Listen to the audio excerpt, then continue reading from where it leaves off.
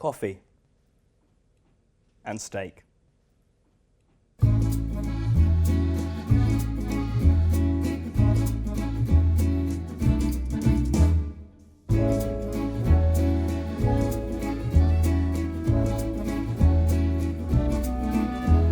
In this video, we're going to show you an incredible coffee marinated steak recipe, and we're going to serve that with a burnt spring onion sauce, or kind of hot dressing. We're going to be using bavette steak. You might not have come across this before, you might not have used it. This is cut from the flank of the beast. So down here, you might see it called a flank steak or an onglet. These aren't that readily available in the supermarket, but you will get them from your butcher, and they are delicious. Chefs will often say these have half the price and twice the flavour of fillet.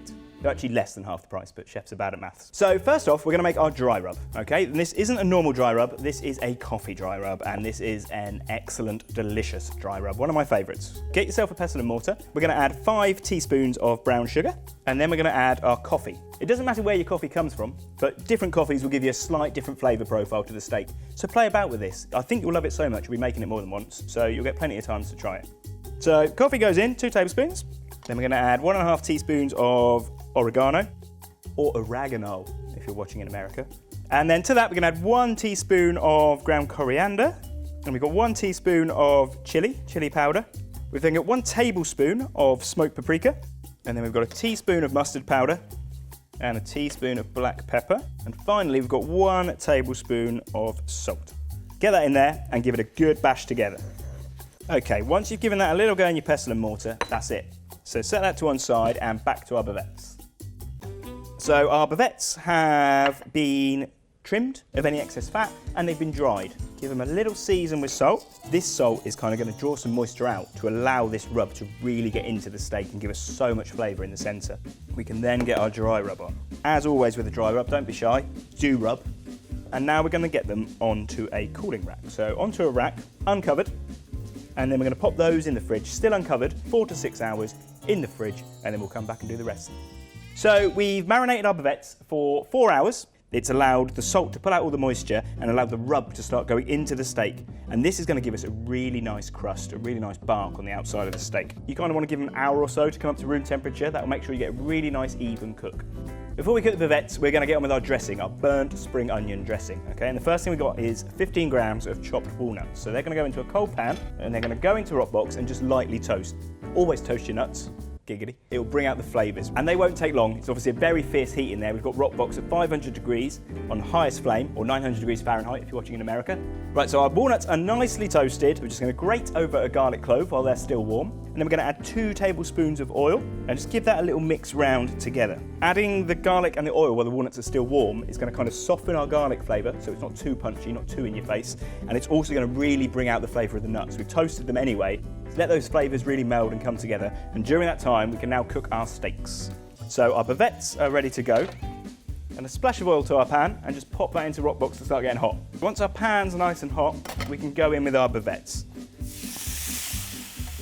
So 2 bavettes into your pan and straight back into Roccbox to start cooking. It's really important we keep them kind of medium or medium rare.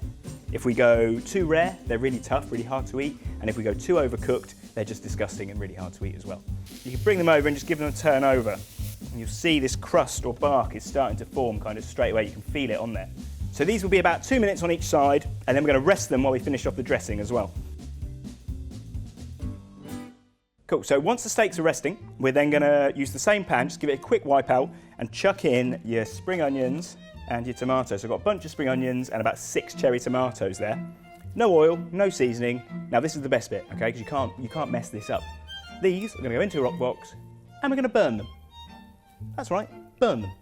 It's a good thing, trust me. While they're burning, we can get all our other ingredients together. So we've got our walnuts, garlic and oil here, and we're going to add to that 10 ml of sherry vinegar, 10 grams of caster sugar, got a little pinch of chili flakes, heaped tablespoon of chopped parsley as well.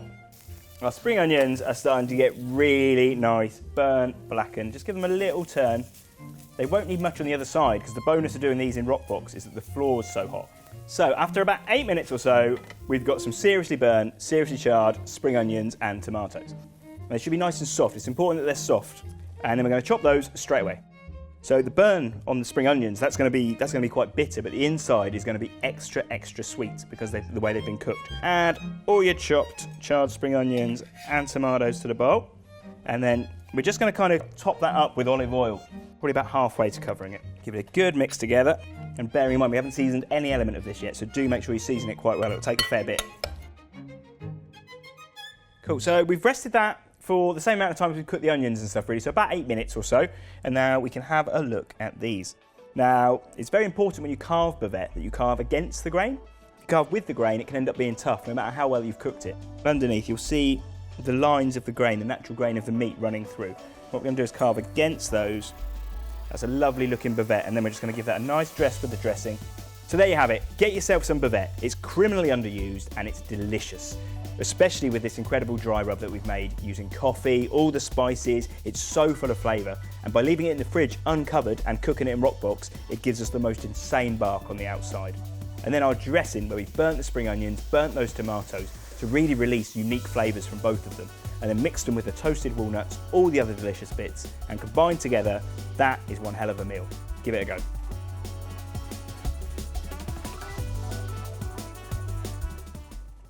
Not too much.